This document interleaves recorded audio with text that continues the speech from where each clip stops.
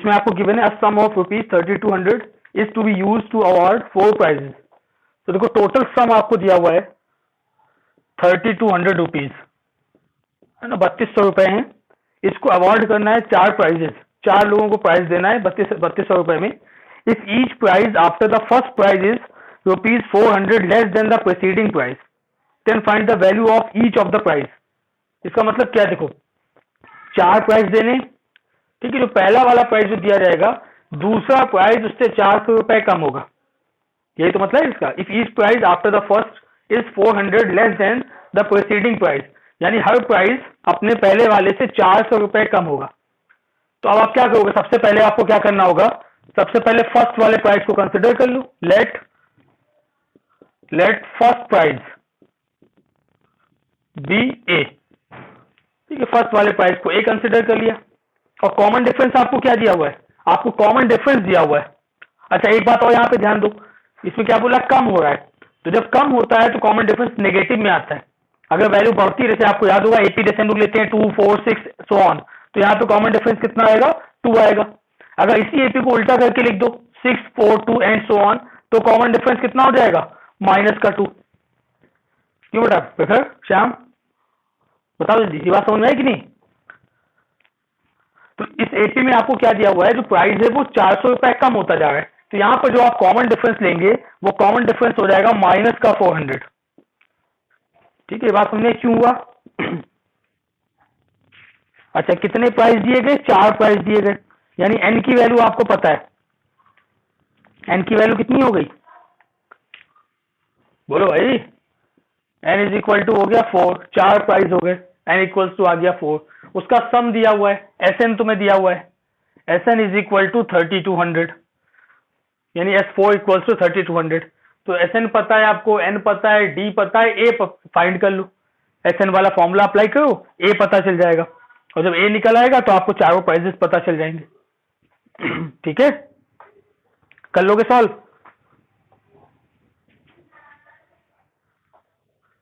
और बताओ next question, sure कर लिया है तुमने।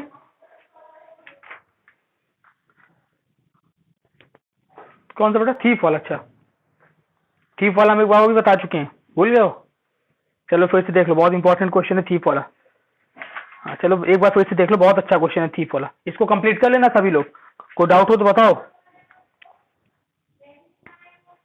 चलिए लास्ट क्वेश्चन पे आते हैं, 25 वाले पर, थीफ वाले क्वेश्चन पे।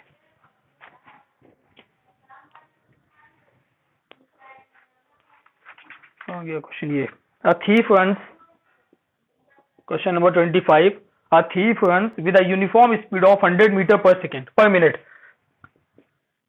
आपको थीफ की स्पीड दी हुई है, ये आपको गिवन है 100 metre per minute, 100 metre per minute, वो भी यूनिफॉर्म है, यानी कांस्टेंट स्पीड से थीफ रन करता है, अपनी स्पीड को चेंज नहीं कर रहा है। ठीक है, अब आगे क्या दिया है पढ़िए question. After 1 minute a policeman runs after the thief to catch him. अच्छा आप सपोज देखो, यहां समझो आप, ये पॉइंट ए है, यहां पर थीफ ने चोरी की, ठीक, यहां से उसने भागना शुरू किया, तो भागता जा रहा है ऐसे। पुलिस आती है हमेशा लेट, तो पुलिस आई 1 मिनट के बाद। तो जब ये थीफ यहां से चलना स्टार्ट कर चुका था, 1 मिनट बाद पुलिस आई, और 1 मिनट बाद जब पुलिस आई तो उसने क्या किया, he goes with the speed of 100 metre per minute in the first minute and increases his speed by 10 metre per minute every succeeding minute. अब पुलिसमैन ने जब यहां से दौड़ना स्टार्ट किया, तो पहले तो हमने लिया यहां पर थीफ, एक थीफ दौड़ रहा है यहां से, और यहीं से पुलिसमैन भी स्टार्ट कर रहा है, दोनों ने इसी पॉइंट से स्टार्ट किया। लेकिन थीफ की स्पीड है यूनिफॉर्म, और पुलिसमैन की स्पीड कैसी है, बढ़ती जा रही। पुलिसमैन पहले 100 की स्पीड से स्टार्ट करता है, हर 1 मिनट के बाद वो अपनी स्पीड 10 से बढ़ा देता है। तो पुलिसमैन की जो एपी हो जाएगी, पुलिस स्पीड, देखो पुलिस स्पीड एपी की फॉर्म में हो जाएगा, कैसे हो जाएगा, पहले उसकी स्पीड है 100, फिर कितनी हो जाएगी 110। क्वेश्चन पढ़िए, दिया हुआ है उसमें कि अपनी स्पीड हर 1 मिनट के बाद 10 मीटर पर मिनट से बढ़ाता है। तो पहले 100 थी, फिर 110, फिर 120 एंड सो ऑन, ऐसे उसकी स्पीड बढ़ती जाएगी। ठीक, after how many minutes the police man will catch the thief, कितनी देर के बाद पुलिस वाला चोर को पकड़ लेगा, ये आपसे पूछा गया है। तो बताओ क्या लॉजिक लगाया जाए इसमें, बोलो भाई। याद है किसी को? बता चुके हैं क्वेश्चन। श्याम कैसे करोगे बताओ? देखिए बेटा, सबसे पहले हम लेट कर लेते हैं इसमें। Let policeman catches the thief, let policeman catches the thief after n minute. हमने मान लिया कि n मिनट के बाद पुलिसमैन थीफ को कैच करता है। ठीक, ये हमने अपने आप लेट कर लिया कि n सेकंड के बाद, यहाँ पे n मिनट था, n मिनट के बाद पुलिस वाला उसको पकड़ लेगा। तो अब सिंपल सी बात है, पकड़ेगा कब? बात समझना यहां से। अब जब जैसे थीफ यहां से A से पहुंचा B पर, और सपोज B वाले पॉइंट पे ये पकड़ गया, पुलिस भी यहां पहुंच गई B पर, ठीक है, चोर भी वहीं पहुंच गया, पुलिस भी पहुंच गई, इसने इसको पकड़ लिया। तो इसका मतलब क्या हुआ? जितनी देर में चोर A से B पे पहुंचेगा उतनी ही देर में, बल्कि उतनी देर में नहीं, उससे 1 मिनट कम में, क्योंकि पुलिस वाला कितनी देर बाद स्टार्ट करेगा? 1 मिनट के बाद। श्योर, बात समझना बेटा। अगर थीफ पकड़ा जाता है n मिनट के बाद, तो थीफ को जो टाइम लगा, थीफ को टाइम लगा n मिनट, है ना? नीचे वाला मैं लिख रहा हूं, थीफ का टाइम कितना है? n मिनट का। तो पुलिस को कितना टाइम मिलेगा? तो खैर बताओ बेटा, पुलिस को मिलेगा n-1 मिनट। क्यों? क्योंकि पुलिस वाला 1 मिनट के बाद दौड़ना स्टार्ट करता है, तो 1 मिनट तो कम हो गया। जैसे मान लो चोर एक यहां से चलना स्टार्ट किया, वो 20 मिनट में यहां पहुंच गया, और 20 मिनट बाद वो पकड़ा जा रहा है, तो 20 मिनट बाद तो पकड़ा गया ना, जब वो चोर भागा तब से। लेकिन पुलिस ने जब स्टार्ट किया, तो पुलिस ने तो 1 मिनट बाद स्टार्ट किया, तो पुलिस वाले को कितना टाइम मिला? 19 मिनट। ये बात समझ में आई कि नहीं? बोलो भाई सभी लोग, अबे बोलो यार। नंदिनी, सब सो रहे हो क्या? चलो, तो अब सिंपल सा लॉजिक क्या है कि जो दोनों का डिस्टेंस होगा वो डिस्टेंस इक्वल होना चाहिए। आप क्या लिखेंगे? देखिए, distance covered, distance covered by police in n minute will be equal to, sorry, distance covered by police in n-1 minute will be equal to distance by thief in n minute. जितना distance चोर n minute में cover करेगा, police उतना distance n-1 minute में जब cover करेगी, तभी वो चोर पकड़ा जाएगा। ठीक है, दोनों का डिस्टेंस निकाल लो, निकाल लोगे? बोलो यार। चलो, डिस्टेंस बाय थीफ पहले निकालते हैं। तो डिस्टेंस क्या होता है? डिस्टेंस होता है स्पीड इनटू टाइम। ठीक है, थीफ की स्पीड कितनी है? 100, थीफ को टाइम मिल रहा है n मिनट, तो इसका डिस्टेंस कितना आ जाएगा? 100 इंटू n। ये तो हो गया distance covered bye thief in n minute. क्योंकि n मिनट तक वो दौड़ा, उसकी स्पीड पता थी, तो हमने स्पीड इंटू टाइम कर दिया, डिस्टेंस निकल आई। ठीक है, अब डिस्टेंस बाय पुलिसमैन कितना होगा? डिस्टेंस बाय पुलिसमैन, पता भाई इसमें क्या एपी बनेगी? ये कहां तक जाएगी? 100, 110, 120, कहां तक? अप टू n-1 तक। कितने टाइम के लिए चलेगा थी वो पुलिसमैन? n-1 टाइम के लिए। तो इसका भी सम निकाल दो, सम ऑफ n-1 टर्म्स। ये आ जाएगा s n-1, क्योंकि जो डिस्टेंस निकालना है हमको वो n-1 टाइम का निकालना है। तो n-1 टाइम के लिए क्या आ जाएगा फॉर्मूला? n-1/2। Sn वाला फॉर्मूला अप्लाई कर रहे हैं। Sn का फॉर्मूला होता है n/2 2a plus n-1 into D. तो यहाँ पर डिस्टेंस है n-1 का, तो n-1/2 2a। ठीक है, a की वैल्यू है 100 यहाँ पर, 2a प्लस n-1, तो n-1 के प्लेस पर क्या आएगा? n-1 पहले से एक -1 और आ गया। ठीक है, 2a plus n-1 into D, D की वैल्यू हो जाएगी 10। श्योर, ये बात समझ में आई? बोलो भाई, प्रखर, अर्पित, क्लियर है ना ये बात? अब दोनों को इक्वेट कर दो, तो आ जाएगा 100n इज इक्वल टू ये 2 है, 2 फॉर्मूला होता है ना, Sn वाला फॉर्मूला क्या होता है? n/2 होता है। तो यहाँ पे n के प्लेस पे n-1 आ गया है, तो इधर भी n-1/2 हो गया। बाकी ब्रैकेट में होता है 2a प्लस n-1 होता था, लेकिन n के प्लेस पर आ गया n-1, तो एक n-1 -1 एक और आ गया, तो n-1 -1 into common difference d, 10 है उसकी वैल्यू। अब दोनों को इक्वेट कर लो, आंसर आ जाएगा। तो ये आपका आ गया 100n is equal to n-1/2, 200 plus n-2, बल्कि इसको ओपन कर लेते हैं, 10 को अंदर मल्टीप्लाई कर लेते हैं, तो 10n-20। ठीक, ये वैल्यू आ गई। और सिंप्लीफाई कर लो तो आ जाएगा 200n, क्रॉस मल्टीप्लाई कर लेंगे, 200n will be equal to n-1 in bracket 10n plus 180। Quadratic बनेगी, सॉल्व कर लो। शौर जल्दी बताओ आंसर क्या आ रहा है। क्वाड्रेटिक क्या बनेगी बेटा, शौर बताइए। अरे 10n square minus 10n plus 180n minus 180 is equal to 200n।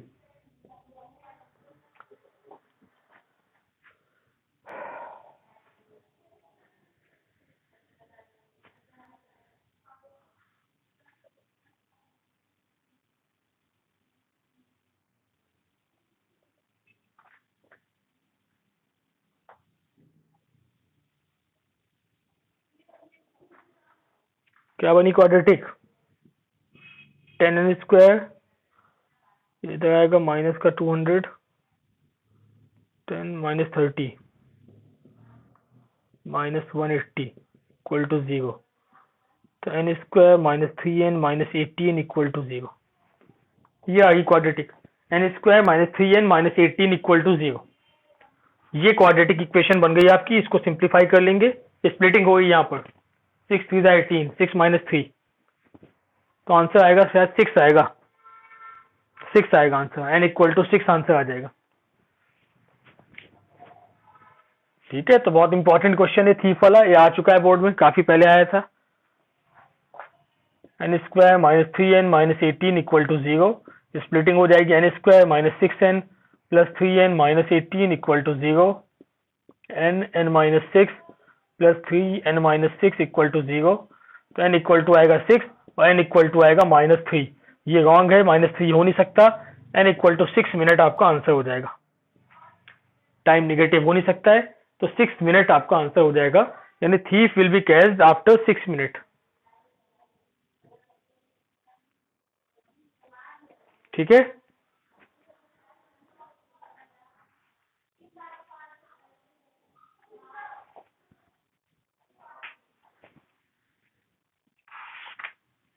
और बताओ कौन सा क्वेश्चन है। श्योर बताओ बेटा। श्याम,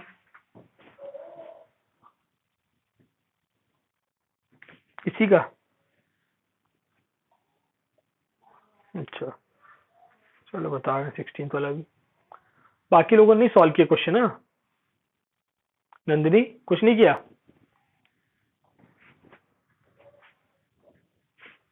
रैप कर दे इसको, नोट कर लिया अर्पित।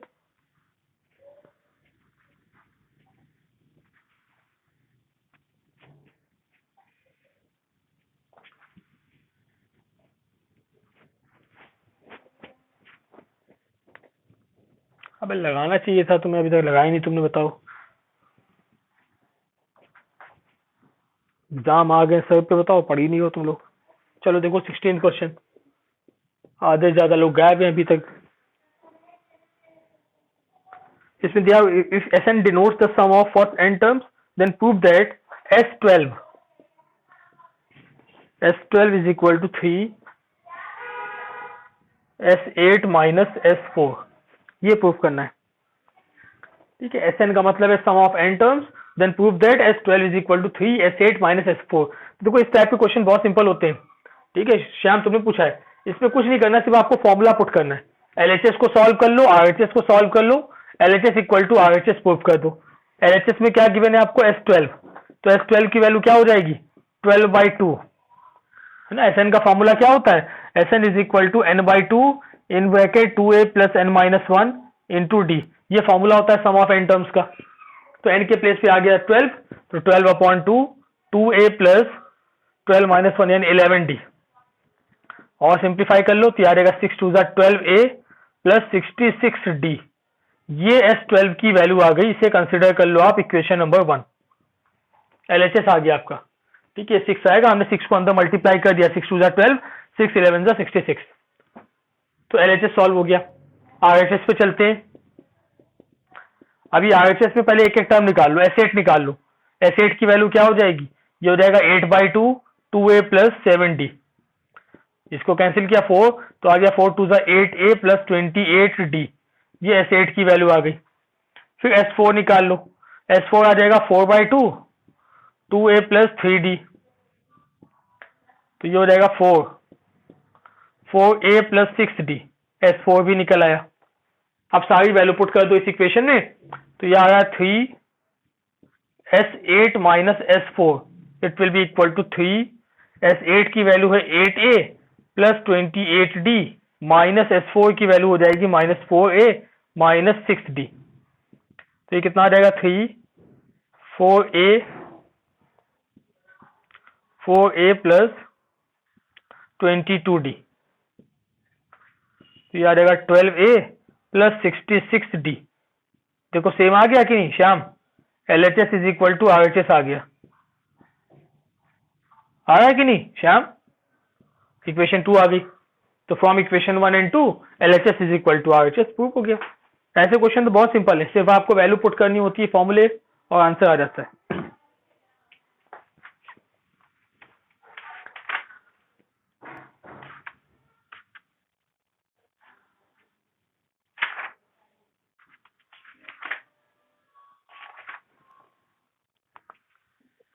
तो अब इसमें कोई डाउट तो बचा नहीं कोई क्वेश्चन में जो हमने भेजे थे। श्योर, बताओ बेटा एनसीईआरटी कौन सा कह रहे थे तुम? श्योर,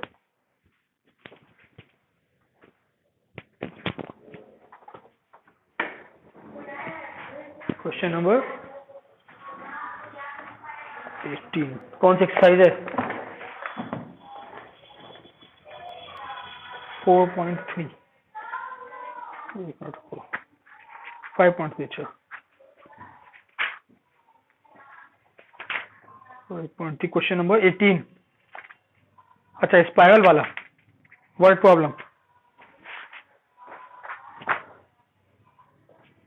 चलो देखो, स्पाइरल वाला क्वेश्चन बता चुके थे पहले भी से हम, तो इसको समझ लो। देखो वर्ड प्रॉब्लम एनसीईआरटी की सारी लगा लेना, पर तुमने नहीं पढ़ा है पहले, तो पहले तुम 5.1 5.2 एनसीईआरटी कंप्लीट कर लो, और 5.3 में जो वर्ड प्रॉब्लम जितनी दी हुई है 5.3 5.4 में ही वर्ड प्रॉब्लम से सारी, तो उनको लगा जरूर लेना। तो देखिए हम बता रहे हैं एनसीईआरटी 5.3 का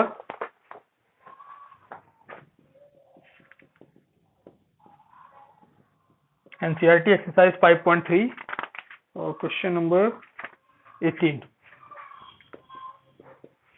देखिए इसमें क्या गिवन है आपको, a spiral is made up of successive semi circles. Ajay आ गए तुम भी, चलो। Spiral is made up of successive semi circles with centres alternately at A and B. आपको एक फिगर दिया हुआ है जिसमें centre alternately A and B दिए हुए हैं।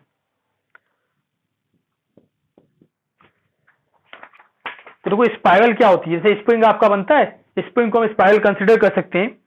तो पहले ए को सेंटर माना गया, ठीक है, ए को सेंटर मान करके एक सेमी सर्कल बनाया गया, ऐसे एक सेमी सर्कल बन गया ये, ठीक, एक टर्न हो गया स्पाइरल का। उसके बाद क्या किया, जब ए को सेंटर लेकर के सेमी सर्कल बना, अब अगला जो सेमी सर्कल बनेगा, और ध्यान से समझना बात को, अगला सेमी सर्कल बी को सेंटर मान के बनाना है, यानी ये पूरी हो जाएगी रेडियस अब यहां से यहां तक। तो अब जो सेमी सर्कल होगा ऑब्वियसली वो बड़ा हो जाएगा, ऐसे कुछ ऐसे यहां तक पहुंच गए, ठीक है। तो मान लो ये पहली रेडियस है आपकी R1, तो दूसरी रेडियस ये होगी यहां से लेकर यहां तक, ये रेडियस हो जाएगी R2। तो पहला सेमी सर्कल बना R1 रेडियस का, ये बन गया। दूसरा सेमी सर्कल B को सेंटर लेकर के बनाया जाएगा, ये पूरी हो जाएगी रेडियस, तो R2 रेडियस का दूसरा सेमी सर्कल बन गया। अब यहां तक पहुंचे आप, जैसे यहां पे पहुंचे अब तीसरा सेमी सर्कल स्टार्ट होगा, लेकिन अब सेंटर किसको माना जाएगा, ए को। तो अब देखो तीसरी रेडियस फिर से बढ़ जाएगी, यहां से लेकर यहां तक, ये हो जाएगी थर्ड वाली रेडियस, जिसे हम R3 कह सकते हैं। तो अब थर्ड वाला सेमी सर्कल और बड़ा बनेगा, एक को सेंटर लेकर के कुछ ऐसे जाएगा, मान लो यहां तक पहुंच गया इस टाइप से। समझे बात को बेटा? फिगर समझ में आया कि नहीं पहले ये बताओ, एक बार फिर से सुन लो जिन लोगों को नहीं समझ में आया हो। पहले एक को सेंटर दिया आपने, कंपास लिया, एक को सेंटर लिया, एक आर्क लगा दिया, एक सेमी सर्कल बना दिया ऐसे, तो यहां तक आपका सेमी सर्कल बन गया। जैसे ही आप सेमी सर्कल को कंप्लीट करते हैं उसके बाद क्या किया, जैसे यहां पे पहुंचे अब सेंटर बदल गया, अब सेंटर लेना है बी को, तो बी पे आपने कंपास रखा और ये पूरी आपकी हो जाएगी रेडियस, तो दूसरा सेमी सर्कल यहां तक आ गया। जैसे यहां पे पहुंचे फिर से सेंटर बदल गया, हर एक सेमी सर्कल के बाद सेंटर चेंज कर देना है। तो पहला सेंटर ए था, पहला सेमी सर्कल बना, फिर सेंटर बी हो गया, दूसरा सेमी सर्कल बना, फिर से सेंटर ए हो गया और ये तीसरा सेमी सर्कल बना। तो ऐसे आपका प्रोसेस चलता जाएगा। ठीक है, बनाने कितने, क्या पूछा गया है? अच्छा, सेंटर आपको दिया हुआ है with centre A of radii 0.5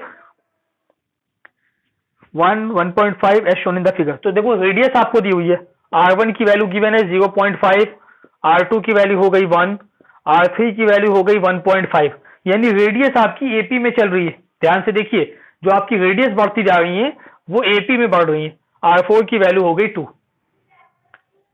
ठीक है, रेडियस आपकी बढ़ती जा रही है और सब में डिफरेंस देखो कॉमन सेम है, 0.5 का डिफरेंस है सब में, यानी रेडियस आपकी एपी में चल रही है। तो पूछा what is the total length of such a spiral made up of 13 consecutive semi circle. अगर इसमें 13 सेमी सर्कल बना दिए जाएं तो टोटल लेंथ कितनी होगी? तो यानी n की वैल्यू आपको गिवन है 13। तो आप देखिए बात को समझिएगा, लेंथ किसकी पूछी जा रही है? आपको रेडियस का एपी नहीं निकालना है, बल्कि आपको ये लेंथ पूछी गई है, ये वाली लेंथ। इस लेंथ को क्या कहते हैं बताओ? क्यों भाई, ये लेंथ क्या कहलाती है? सर्कमफेरेंस कहलाता है। और किसका सर्कमफेरेंस? ये सेमी सर्कल का, क्योंकि पूरा सर्कल नहीं बन रहा है तो सेमी सर्कल। तो आप क्या लिखेंगे? देखो आप लिखेंगे लेंथ ऑफ फर्स्ट स्पाइरल, ठीक है, या length of first semi circle. तो फर्स्ट सेमी सर्कल की लेंथ क्या हो जाएगी? पाई r1, क्योंकि सर्कमफेरेंस होता है 2 पाई r, लेकिन ये सेमी सर्कल है तो हो जाएगा पाई r, तो पाई r1 आ जाएगा। ऐसे सेकंड वाले की कितनी आ जाएगी? सेकंड वाले की हो जाएगी पाई r2। तो आपको कितने चाहिए? आपको निकालना है sum of 13 semi circle. 13 semi circle बनेंगे, 13 स्पाइरल बन रहे हैं, 13 सेमी सर्कल, तो S13 निकालना है। तो S13 क्या हो जाएगा? Pi r1 plus pi r2 up to pi r13, 13 term तक आपको सम निकालना है। तो अब सबको ऐड करने से अच्छा है आप सीधे एपी बना लो। ठीक है, तो आपको देखो एपी में क्या मिल गया? फर्स्ट टर्म पता चल गया, फर्स्ट टर्म हो गया पाई r1, first term of AP. Common difference कितना है बताओ? कॉमन डिफरेंस कितना होगा? ये हो जाएगा पाई r2 माइनस r1, निकालोगे तो आ जाएगा 0.5 पाई, 0.5 पाई आएगा श्योर, किसी 0.5 आएगा, 0.5 पाई हो जाएगा कॉमन डिफरेंस। बाकी आपको n की वैल्यू पता है 13, तो अब S13 निकाल सकते हो, फॉर्मूला यूज कर दो, S13 निकल आएगा। Sum of 13 terms, S13 will be equal to 13/2 2a plus 12d। Formula apply कर दिया, सिंप्लीफाई कर लो, आंसर आ जाएगा। तो हो जाएगा 13/2, 2 इंटू ए की वैल्यू है पाई इंटू 0.5, r1 की वैल्यू है 0.5 प्लस 12 इंटू 0.5 पाई, तो कितना आएगा? 1 पाई प्लस 67 पाई, 13/2 इंटू 7 पाई/2, यही आया ना? सिंप्लीफाई कर लेना सही से।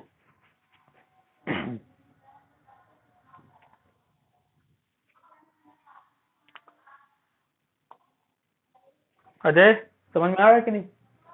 क्या बेटा? अच्छा खाली 7 पाई है, हाँ 7 पाई, इधर 2 तो ले चुके हैं पहले ही ना, 13/2 तो पहले ले चुके थे। ठीक है, 13/2 इंटू 7 पाई, ठीक है, पाई की वैल्यू पुट कर दो, आंसर आ जाएगा। ये आ जाएगा 13/2 इंटू 7 इंटू 22/7, ये 7 7 भी कैंसिल, ये हो गया 11। आंसर कितना आ रहा है? 143 सेंटीमीटर। तो लेंथ ऑफ स्पाइरल आपको मिल गई 143 सेंटीमीटर।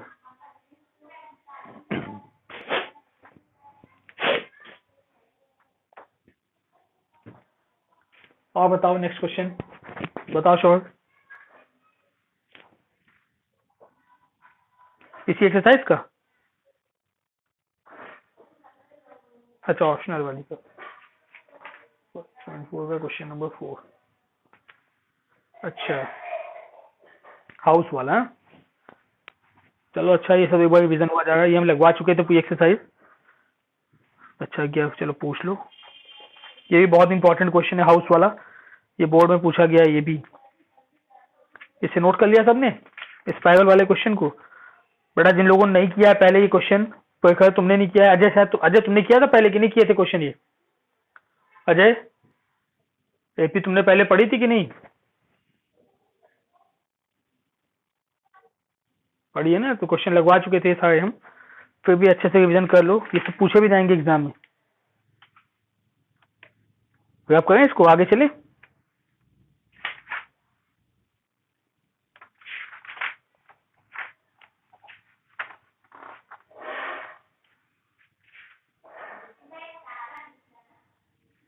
चलो तो क्वेश्चन नंबर आते हैं हम लोग 4, 5.4 एक्सरसाइज का क्वेश्चन नंबर 4।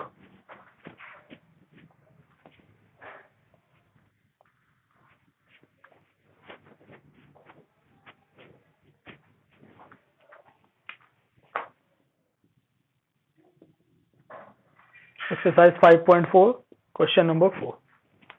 देखिए क्या दिया हुआ इसमें, the houses of a row are numbered consecutively from 1 to 49।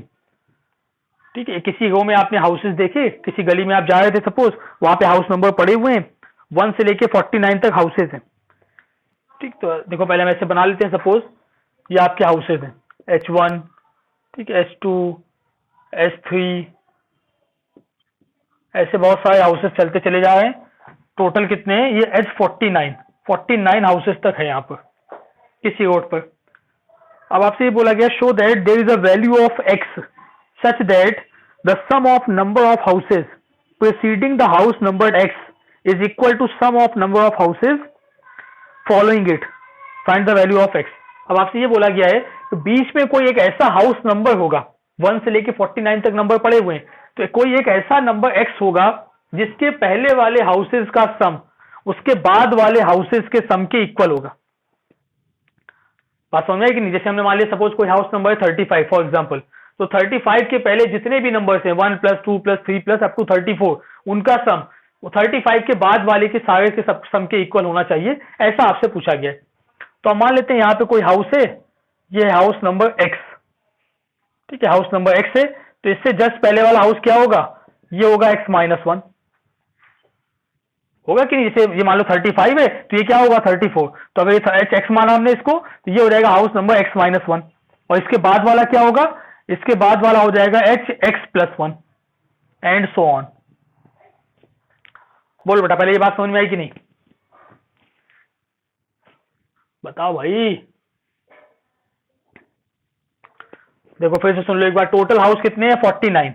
Question में ये बोला गया है कि एक ऐसा हाउस नंबर है बीच में, हाउस नंबर को x बोला, तो मैंने एग्जांपल जैसे बताया, फॉर एग्जांपल ये 35 होता, फॉर एग्जांपल कोई एक हाउस नंबर है 35, तो 35 से पहले तक जितने हाउस होंगे 34 तक होंगे, तो यानी आपसे ये बोला है 1 + 2 + 3 + अप टू 34, इन सब का सम किसके इक्वल होगा, इसके इक्वल, 36 + 37 + 38 अप टू 49, इन सब के सम के इक्वल होगा। यह है क्वेश्चन का मतलब, यानी x के पहले वाले जितने भी हाउसेस होंगे इन सब का सम x के बाद वाले हाउसेस के सम के इक्वल आएगा। ये क्वेश्चन है आपका, समझ में आया आप क्वेश्चन की नहीं? एग्जाम्पल से ज्यादा अच्छी बात समझ में आती है, इसलिए मैंने एग्जाम्पल दे दिया, 35 नंबर ले लिया है, तो उसके पहले वाले सारे नंबर्स का सम उसके बाद वाले सारे नंबर्स का सम इक्वल होगा। ये क्वेश्चन था आपका। तो कैसे किया जाए जरा समझिएगा इसको। अब तो पहले आपको इसमें लेट करना होगा, लेट, बल्कि लेट क्या, एक्स तो आपको दिया ही हुआ है, तो आपको प्रूफ क्या करना है, आपको ये प्रूफ करना है कि x-1, x माइनस वाले जितने भी हाउसेज हैं उनका सम किसके इक्वल है, इट इज इक्वल टू कौन से वाले, x+1 से लेकर x+49 तक।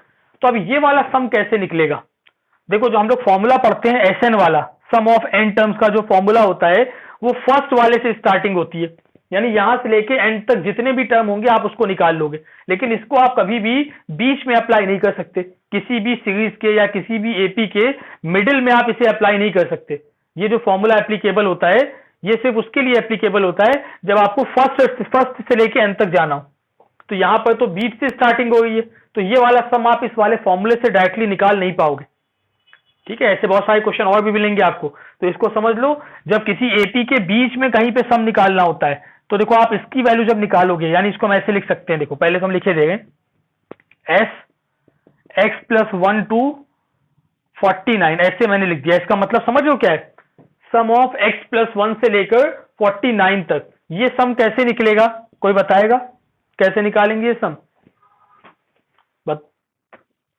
बिल्कुल, इसको निकालने का सिंपल सा तरीका क्या है कि आप टोटल निकाल दो 49 तक, 1 से लेके 49 सबका सम निकाल दो, उसमें से क्या माइनस करेंगे, एक्स तक वाला माइनस कर देंगे, इतना माइनस कर दो तो ये वाला बच जाएगा। ठीक है, ऐसा क्यों कर रहे हैं हम लोग, क्योंकि एसएन का जो फॉर्मूला है वो फर्स्ट से स्टार्ट होता है, sum of first and terms, तो फर्स्ट टर्म से ही चलना पड़ता है आपको हमेशा। तो फर्स्ट से लेके 49 तक आप निकाल सकते हो एसएन वाले फॉर्मूले से, फर्स्ट से लेके एक्स तक आप निकाल सकते हो एसएक्स वाले फॉर्मूले से। तो दोनों को सब्ट्रैक्ट कर दोगे ये वाली वैल्यू निकल आएगी, यानी इसे आप ऐसे लिख सकते हैं S49 माइनस एस एक्स, ये इसका मतलब हो गया। एस एक्स प्लस 1 से लेकर 49 की वैल्यू आप ऐसे निकालोगे, S49 माइनस एस एक्स। बोलो भाई, बात समझ में आई कि नहीं? बाकी लोग बताएं जल्दी। ठीक है, सभी को आया समझ में? प्रखर, अजय, जल्दी जल्दी बोलो यार, नहीं फिर से बताएं। ठीक, तो यहां से ये वाला सम पता चल गया। अच्छा, प्रूफ क्या करना है आपको? आपको प्रूफ ये करना है कि कोई एक ऐसा नंबर, बल्कि प्रूफ क्या, आपको एक्स की वैल्यू ही निकालनी है। तो अब देखो ये वाला निकालते हैं, आपको ये निकालना है S x minus 1 it is equal to S49 minus S x. ये हमें दिया हुआ है कंडीशन, ये कंडीशन आपको गिवन है कि एक ऐसा नंबर है x जिसके पहले वाले का सम उसके बाद वाले के सम के इक्वल है। तो ये पहले वाला सम हो गया, ये बाद वाला सम था, उसकी वैल्यू ये हो जाएगी। ठीक है, अब चलो सॉल्व करते हैं, वैल्यू पुट कर देते हैं। एस एक्स माइनस 1 क्या आ जाएगा, या रहेगा एक्स माइनस 1 अपॉन 2, फॉर्मूला लगा एस एन वाला, तो एन बाई 2 ब्रैकेट में 2a प्लस एन माइनस 1, तो x minus 1 minus 1 into d, n by 2 2a plus n minus 1 into D, ये एस एक्स माइनस 1 की वैल्यू आ गई, इज इक्वल टू S49, तो 49 क्या हो जाएगा, 49 by 2 2a plus 48d minus S x की value हो जाएगी x बाई 2 और 2a plus x minus 1 into D. ठीक है, ये आपने पुट कर दिया। अब इसको सिंप्लीफाई करके आंसर निकालना है आपको। करो कैलकुलेट जल्दी से। कंडीशन सारी समझ में आ गई है तो क्वेश्चन सॉल्व हो जाएगा। श्योर हो जाएगा बेटा? अब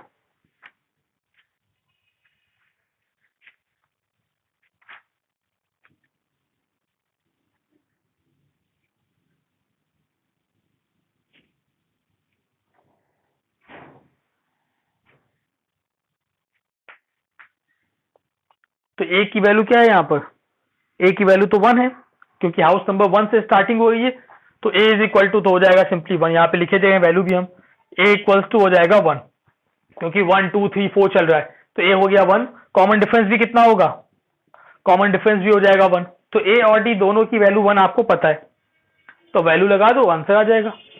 देखिए क्या आएगा, एक्स माइनस 1 अपॉन 2 ब्रैकेट में हो गया 2 प्लस एक्स माइनस 2, बस इतना बचेगा सिर्फ। ठीक है, एक्स माइनस 2, डी की वैल्यू 1 है, तो ये माइनस 2 प्लस 2 कैंसिल आउट, तो इधर तो आपको मिल गया x into x minus 1 upon 2 is equal to, इधर चलते हैं, ये भी 1 ये भी 1 50, तो कितना आ जाएगा 49 इंटू 2 प्लस 48 50, 50 बाई 2 हो जाएगा 25। देख लो मैं सीधे सीधे वैल्यू पुट कर रहा हूँ, ए की वैल्यू भी 1 डी की वैल्यू भी 1, तो ये 48 प्लस 2 50, 50 बाई 2 हो गया 25, यहाँ पुट कर दिया हमने 49 इंटू 25। ठीक है, माइनस इधर क्या आएगा x बाई 2, ये 1 है ये भी 1 है, तो ये बचेगा सिर्फ 2 प्लस एक्स माइनस 1, या इसको सिंपली हम लिख सकते हैं एक्स प्लस 1। देख लो ध्यान से।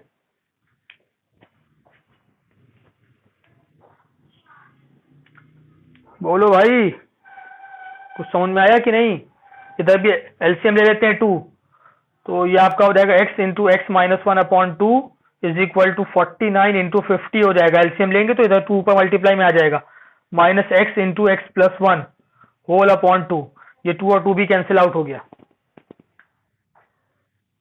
ठीक है, आप सॉल्व कर लो इसे। इसे सॉल्व करेंगे तो आएगा x square minus 1, sorry x square minus x, और इस वाले को भी इधर ले आते हैं तो माइनस का एक्स स्क्वायर इधर आके हो जाएगा प्लस एक्स स्क्वायर, इधर होगा माइनस का एक्स, इधर आके हो जाएगा plus x is equal to 49 into 50। तो एक्स और एक्स भी cancel out, 2x square is equal to 49 into 50। X square की वैल्यू आ जाएगी 49 इंटू 25, तो एक्स इज इक्वल टू हो जाएगा 7 इंटू 5। अरे वाह, ये तो आंसर भी 35 आ गया। जो मैंने एग्जाम्पल कंसिडर किया था 35 ही आ रहा है इसका आंसर। तो आंसर हो गया आपका 35 एक्स की वैल्यू।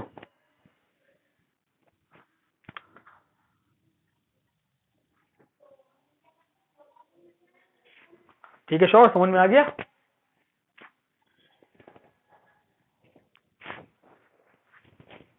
और बताइए आगे।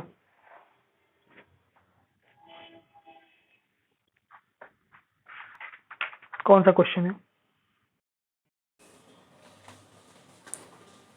क्वेश्चन बोलो। ठीक है, क्वेश्चन देख लीजिए आप लोग फिर से।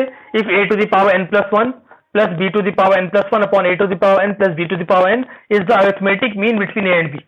तो ये तो सिंपल क्लास 9th वाला क्वेश्चन आपका हो गया, क्योंकि अरिथमेटिक मीन आप वहां पे भी पढ़ चुके हैं, यहाँ भी हालांकि है आपका। तो अरिथमेटिक मीन का मतलब क्या होगा? अगर a और b का मीन निकालेंगे तो arithmetic mean of a and b क्या आएगा बताओ? मीन का फॉर्मूला क्या होता है? Sum of observation upon number of observation. तो ऑब्जर्वेशन का सम हो जाएगा a प्लस बी, और कितने ऑब्जर्वेशन है? 2। तो इसका अरिथमेटिक मीन हो जाएगा a plus b divided by 2। क्यों बेटा शॉर्ट? अरिथमेटिक मीन हो गया a एंड b का a plus b divided by 2। तो आपको क्वेश्चन में क्या बोला है? ये जो टर्म है ये इसका अरिथमेटिक मीन के इक्वल है, तो आप सिंपली इक्वेट कर दो इसे। a to the power n plus 1 plus b to the power n plus 1 upon a to the power n plus b to the power n it is equal to a plus b by 2। ये हमने equate कर दिया इसको। ठीक है, यही तो करना है सिर्फ आपको। इसके अरिथमेटिक मीन के इक्वल दिया हुआ है, इक्वेट कर लेते हैं, क्रॉस मल्टीप्लाई कर लो तो आ जाएगा 2a to the power n plus 1 plus b to the power n plus 1 it is equal to a plus b, और दूसरे ब्रैकेट में a to the power n plus b to the power n। बस इसे simplify करना है आपको, है ना, कैलकुलेशन मिस्टेक नहीं करनी है, ढंग से सिंप्लीफाई करते हैं। अंदर मल्टीप्लाई करेंगे आ जाएगा 2a to the power n plus 1 plus 2b to the power n plus 1। Exponent वाला क्वेश्चन बन गया सिंपल ये। तो इसको जब मल्टीप्लाई करोगे a इंटू ए की पावर n कितना हो जाएगा? a to the power n plus 1, इसकी पावर 1 इसकी पावर n। तो जब सेम बेस वाले टर्म मल्टीप्लाई होते हैं तो पावर ऐड हो जाती है, a की power 1 plus into a to the power n, ये आ जाएगा a to the power n plus 1। इसका जब इसमें मल्टीप्लाई होगा तो आ जाएगा a b to the power n plus b a to the power n plus b to the power n plus 1, ऐसे आपका आ जाएगा। ठीक है, अब देखो a to the power n plus 1 और b to the power n plus 1 को LHS में ले आते हैं। यहाँ पर 2 है, एक इधर आएगा तो बचेगा सिर्फ a की पावर n प्लस 1। ध्यान से समझना, इसको इधर लेके आएंगे सब्ट्रैक्ट हो जाएगा तो आ जाएगा a to the power n plus 1।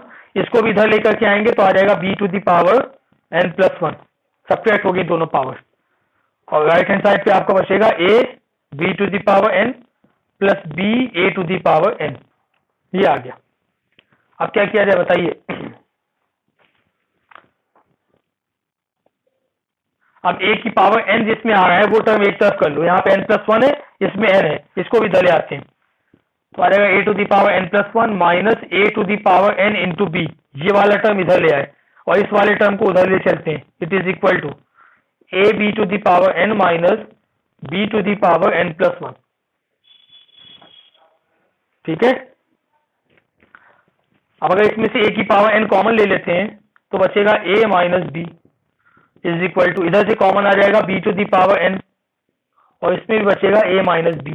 a minus b cancel out हो गया तो आपको मिल जाएगा a to the power n upon b to the power n is equal to 1। ठीक है ना, sure. a to the power n upon b to the power n equals to 1। और 1 किसकी पावर होती है, सॉरी 1 कब आता है, 1 आता है जब किसी भी चीज की पावर 0 हो जाए। यानी इसको हम ऐसे लिख सकते हैं a upon b to the power 0। 1 को क्या लिख सकते हैं, a upon b to the power 0। हमने ऐसा क्यों लिखा, क्योंकि इसका बेस a अपॉन b था, तो इधर भी हमने बेस a अपॉन b कर दिया, पावर 0 कर दी। अब अगर आप बेस सेम इसको ऐसे लिख दो, अगर आप a अपॉन b की power n is equal to a upon b की पावर 0, क्योंकि 1 को हमने ये लिखा हुआ है, तो n इक्वल टू क्या मिल रहा है आपको, n इक्वल टू मिल जाएगा 0। बेस सेम होती है तो पावर भी इक्वल हो जाती है, तो यहां से आपका आ गया n इक्वल टू 0। तो बेसिकली ये एपी का क्वेश्चन नहीं है, ये सिंपल आपका एक्सपोनेंट का ही क्वेश्चन समझ लो इसे।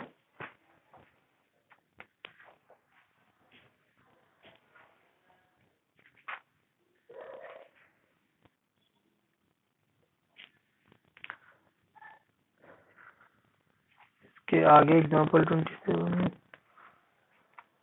5.5 हो गई 6 27।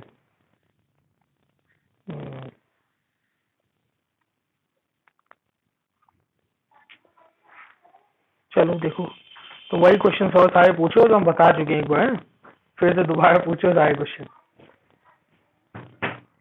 हाँ चलो, अच्छा क्वेश्चन ये भी, ये सारे क्वेश्चन जो शॉर्ट पूछ रहा है बहुत इंपॉर्टेंट वाले क्वेश्चन है वाकई। सब सभी लोग अच्छे से कर लो इन सारे क्वेश्चंस को, किसी ने लगाए नहीं, किसी ने सॉल्व किए खाली, लेकिन ये सारे क्वेश्चन बहुत इंपॉर्टेंट वाले हैं।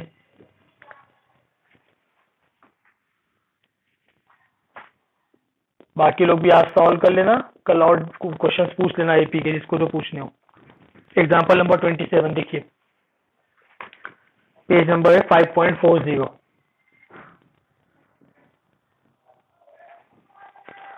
देखिए इसमें क्या दिया हुआ है, the ratio of sum of n terms of 2 AP is 7n+1 and 4n+27। देखो दो एपी हैं, तो दोनों एपी के n टर्म्स का रेशियो आपको दिया हुआ है, लेकिन अब यहाँ पे बात समझना, दो एपी अलग अलग है, सेम एपी नहीं है। तो जब दो डिफरेंट एपी होती हैं तो उनका फर्स्ट टर्म भी डिफरेंट हो सकता है और कॉमन डिफरेंस भी डिफरेंट हो सकता है। ठीक है, तो हम कंसिडर पहले क्या करते हैं, पहले हम कंसिडर कर लेते हैं let first term and common difference of first AP be A1 and D1। ऐसे लिख दिया हमने, A1 और D1 ले लिया, फर्स्ट एपी का फर्स्ट टर्म और कॉमन डिफरेंस, उसको मैंने कंसिडर किया A1 और D1। और late first term and common difference of second AP, उसको कंसिडर कर लेते हैं A2 नहीं बल्कि इसको कंसिडर कर लेते हैं कैपिटल ले लेते हैं, चलो A1 एंड कैपिटल D1, ऐसे कर दिया ताकि कंफ्यूजन ना हो। दो एपी हैं तो फर्स्ट टर्म को तो ए से ही डिनोट करते हैं हम लोग, तो इन दोनों के फर्स्ट टर्म को, एक को A1 ले लिया, एक को कैपिटल ए, एक को D1 ले लिया, एक को कैपिटल D1 ले लिया। ठीक है बेटा, अब आपको क्वेश्चन क्या दिया हुआ, सम ऑफ n टर्म्स का रेशियो, तो SN1 फर्स्ट एपी का और सेकेंड वाली एपी को डिनोट कर ले रहे हैं SN डैश से, ऐसे ताकि कंफ्यूजन ना हो। Sum of n terms of first AP and sum of n terms of second AP, तो सेकेंड एपी को हमने डैश या चलो 2 लिख देते हैं, sum of n terms of second AP. इन दोनों का रेशियो आपको दिया हुआ है, it is equal to 7n+1 and 4n+27। ये कंडीशन आपको गिवन है। ठीक है भाई, ये कंडीशन गिवन है आपको, तो प्रूफ क्या करना है, नहीं, find the ratio of their mth term. अब इनके mth टर्म का रेशियो निकालना है। ठीक है, दोनों एपी के n टर्म्स का रेशियो आपको पता है, m टर्म का रेशियो निकालना है।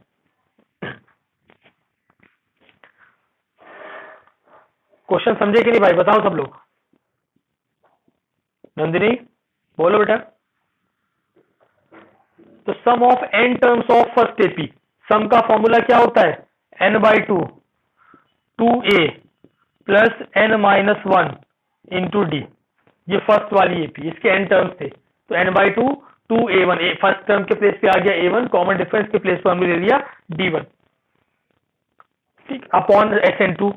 अच्छा, दोनों के टर्म सेम है, तो इसका भी n टर्म से n/2, लेकिन यहाँ पर आ जाएगा 2a1 plus n minus one into capital D1, और इसकी वैल्यू है 7n plus one upon 4n plus 27। तो ये टर्म तो कैंसिल आउट हो गया, n/2 कैंसिल आउट हो गया, तो सिर्फ ये टर्म आपके पास बचा। ठीक, यहां तक बात समझ में आ गई?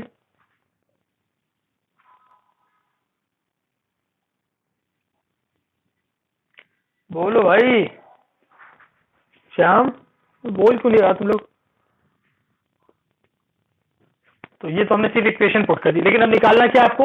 आपको रेशियो निकालना है सम ऑफ n टर्म्स। ठीक है, दोनों के m टर्म्स का रेशियो निकालना है। तो अच्छा, sm का फॉर्मूला क्या होगा? ये हो जाएगा m/2 2a plus m minus one into D. First वाले में क्या आ जाएगा? sm1 में आ जाएगा 2a1 और ये d1 हो जाएगा। सेकंड वाले में कैपिटल A1 क्या बेटा?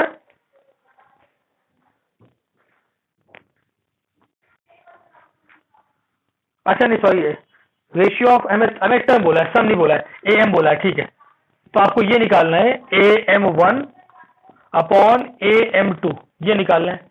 तो am1 का फॉर्मूला क्या होता है? एन टर्म का फॉर्मूला होता है a plus n minus one into D.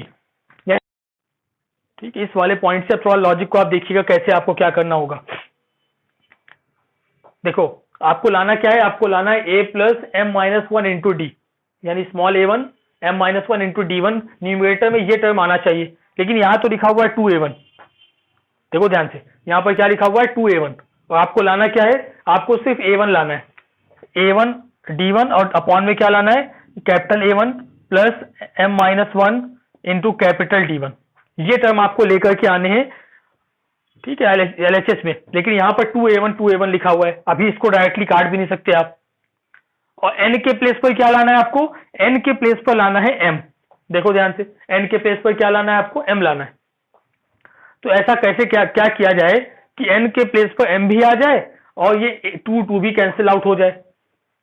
इसके लिए आपको थोड़ा सा दिमाग अपना चलाना होगा, लॉजिक लगाना होगा। आपको क्या लॉजिक लगाया जाए बताइए, कि यहां पर m-1 आ जाए और ये 2 भी ना बचे, सब 2 भी कैंसिल हो जाए। तो इसके लिए एक लॉजिक हम लोग क्या कर सकते हैं? अगर हम लोग पुट कर दें, put n is equal to 2m-1, ये आपको अपने आप सोचना पड़ेगा, और अगर लगा लोगे क्वेश्चन, प्रैक्टिस रहेगी, फटाक से कर लोगे। अगर n के प्लेस पर आप 2m-1 पुट करते हो, अब ध्यान से देखना, अगर n के प्लेस पर आप 2m-1 पुट कर देंगे तो यहां क्या आएगा? 2m-1 हो जाएगा माइनस का 2, और उसमें से 2 कॉमन आ जाएगा, और यहां से भी 2 कॉमन आ जाएगा। सेम ऐसे डिनोमिनेटर से भी 2 कॉमन आ जाएगा, 2 भी कट जाएगा, ऊपर बचेगा a1 plus m-1 into d1। एक बार फिर से देख लो, अगर n के प्लेस पर 2m-1 पुट करते हो तो ये हो जाएगा 2m-2, तो 2m-2 से 2 कॉमन आ जाएगा, बचेगा सिर्फ m-1, ब्रैकेट में आपको m-1 लाना है, तो वो चीज आपकी यहां से आ जाएगी। बस यही इसके अंदर एक लॉजिक है, अगर ये लॉजिक आप लगा लोगे आपका आंसर आ गया। देखो पुट करते हैं वैल्यू, समझ में आई बात की नहीं? दोनों में पुट करना है, n के प्लेस पर 2m-1 दोनों में पुट कर दो, तो आ गया 2a1 plus 2m-1 into d1 upon denominator में आ गया 2 capital A1 plus 2m-1 into capital D1 is equal to 7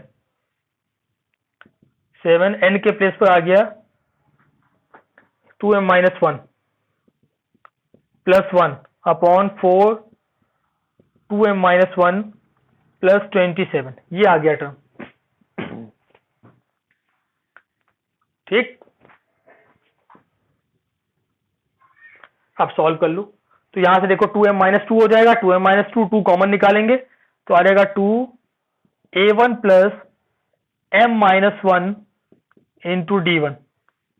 ऐसे डिनोमिनेटर में भी आपका आ जाएगा 2 common, capital A1 plus m-1 into capital D1 is equal to, इसको सॉल्व करना है आपको, तो हो जाएगा 14m-7 plus 1 upon 8m-4 plus 27।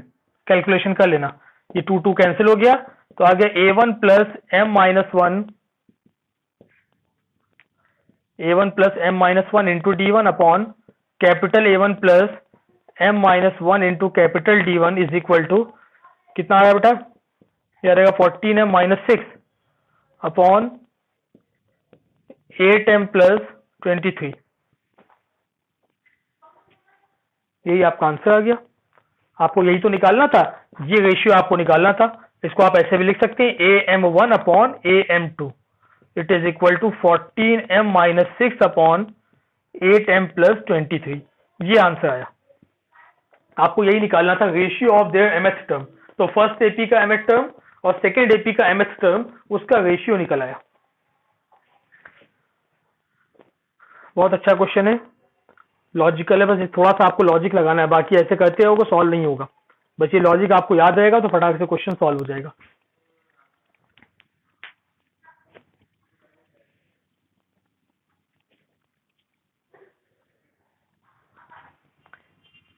ठीक है बेटा, श्योर।